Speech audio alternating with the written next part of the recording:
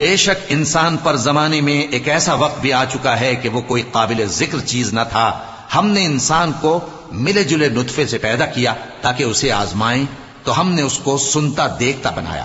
یقیناً ہم ہی نے اسے رستہ بھی دکھا دیا. اب خواہ شکر گزار ہو خواہ ناشکرا. بے شک ہم نے کافروں کے لیے زنجیریں اور طوق اور دہکتی آگ تیار کر رکھی ہے. جو نیکوکار ہیں وہ ایسی شراب پیئیں گے جس میں کافور کی آمیزش ہوگی. یہ ایک چشمہ ہے جس میں سے اللہ کے بندے پیئیں گے اور اس میں سے چھوٹی چھوٹی نہریں نکال لیں گے. یہ لوگ نظریں پوری کرتے ہیں اور اس دن سے جس کی سختی پھیل رہی ہوگی خوف رکھتے ہیں، اور باوجود کہ ان کو خود کھانے کی چاہت ہوتی ہے مگر فقیروں اور یتیموں اور قیدیوں کو کھلاتے ہیں، اور کہتے ہیں کہ ہم تم کو محض اللہ کی خوشنودی کے لیے کھلاتے ہیں، نہ تم سے بدلہ چاہتے ہیں اور نہ شکر گزاری. ہم کو اپنے پروردگار سے اس دن کا ڈر لگتا ہے جو چہروں کو بگاڑنے والا